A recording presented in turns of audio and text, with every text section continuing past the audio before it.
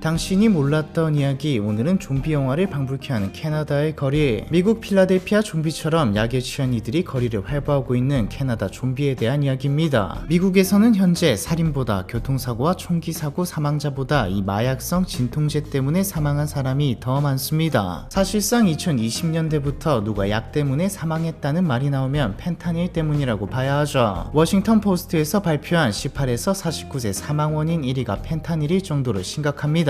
트럼프는 이전 임기부터 지금까지 정말 목적이 마약 근절인지 비미인지 모르겠으나 마약을 이유로 주변국에 특히 캐나다와 멕시코의 관세를 비롯해 여러가지 방법으로 압박을 가하고 있죠. 실제로 트럼프가 올해 초 멕시코에 관세 압박을 가하자 멕시코는 미국이 현상금 260억을 걸고 쫓고 있던 마약왕 카로 킨테로를 미국에 넘겼고요. 미국이 특히나 카로 킨테로를 집요하게 쫓았던 이유는 미국 마약 단속국 DEA의 요원을 살해했기 때문이기도 합니다.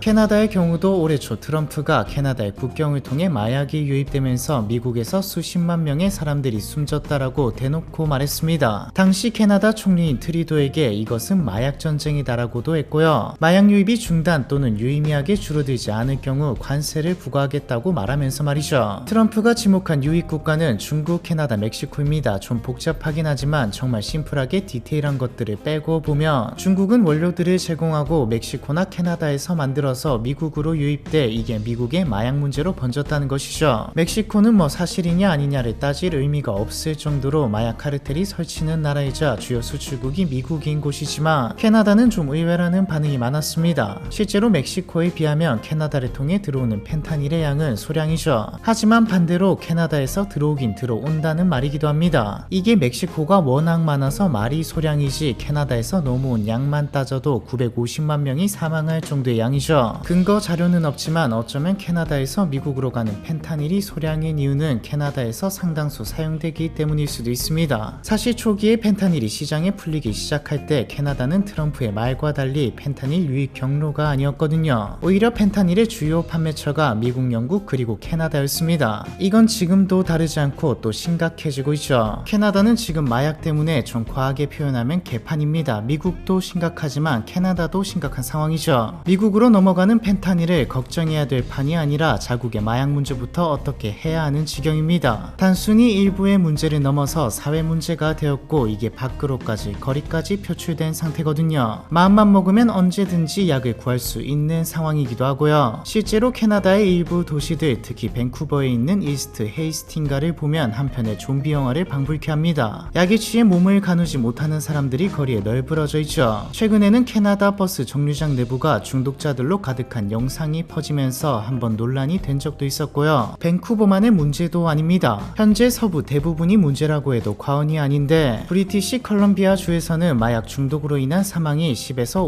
59세 사망 원인의 1위가 되었죠. 2016년 이후 캐나다에서 약 5만 명에 달하는 사람들이 오피오이드 과다 복용으로 사망했고 현재도 하루에 약 20명이 목숨을 잃고 있습니다. 오피오이드 중독으로 입원한 환자가 하루 15명, 응급실을 방문하는 환자가 하루 평균 67명일 정도죠. 사망자 숫자도 집계된 것만 이렇고 실제로는 더 많을 것으로 예상되고 있습니다. 집계된 것만 따져도 현재 캐나다에서 암이나 교통사고보다 더 많은 사람이 마약으로 사망하고 있다는 뜻이 되죠. 그리고 오피오이드로 사망한 인원 중 74%가 펜타닐 관련입니다. 다른 약도 문제지만 펜타닐이 압도적으로 큰 문제라는 말이죠. 제가 예전에 중국집에서 알바할 때 면 뽑던 시절 옆에서 탕수육 볶던 분이 캐나다로 아예 이민을 가셨는데 대본 쓰다가 생각나서 연락을 해 물어봤는데 펜타닐을 비롯한 오피오이드도 문제지만 그냥 마약 자체가 문제라고 말하긴 하더라고요. 펜타닐이 사망률이 높아서 더 큰 주목을 받는데 그냥 캐나다는 지금 마약이 심각한 상황이고 당장 마음먹으면 캐나다에 사는 사람 중에 못 구할 사람이 없다고 말이죠. 이게 문제가 큰 이유가 마약에 의존하게 되는 것 자체도 문제지만 약한 마약에서 점점 더 강한 마약을 찾게 되는 문제도 있고 판매자들이 일부러 펜타닐에 중독시키려고 섞어서 파는 경우도 많습니다. 클럽과 같은 파티와 향락을 즐기는 곳에서 누군가 고의로 혹은 어쩌다가 노출되는 경우도 있고요. 모두가 선망하는 선진국이자 행복한 나라, 이민 가고 싶은 나라인 캐나다는 어쩌다 이렇게 된 걸까요? 일단 오피오이드가 뭐냐? 오피오이드는 오피오이드 수용체에 작용하는 마약성 진통제를 뜻합니다. 보통 암이나 심각한 통증을 가진 환자에게 사용되죠. 일반적인 진통제와 다르게 강력하게 통증을 감소시키니까요. 대표적인 부작용이 변비와 이상 황홀감 그리고 중독성입니다. 사실상 오피오이드는 환자 중에서도 심각한 수준인 환자들에게 사용되는 최후의 수단 느낌이죠. 대표적인 오피오이드 약물은 앞형계 오피에이트로 분류되는 모르핀, 코데인 같은 것들과 합성마약, 합성 오피오이드로 분류되는 것들은 펜타닐, 메타돈, 헤로인 같은 것들입니다. 이름만 들어도 무시무시하죠. 사실 지금에 와서 펜타닐이 기승을 부려서 그렇지 북미 대륙의 오피오이드 위기는 90년대에 시작되었습니다. 90년대 중후반 캐나다와 미국의 제약회사들이 꿈의 진통제라고 광고하며 마약성 진통제를 시장에 푼 것이 시작이었죠. 특히 1996년 제약사 퍼듀 파마가 출시한 옥시콘틴은 중독 위험이 낮은 혁신적 진통제라는 홍보 문구와 함께 수도 없이 팔려나갔습니다. 의사들은 제약회사의 로비와 더불어 판매할 때마다 로열티를 받으면서 처방을 내주었죠. 북미 전역의 통증 환자들에게, 그러니까 최후의 수단이 아니라 그냥 통증을 느끼는 환자들에게 오피오이드 처방이 폭증했습니다.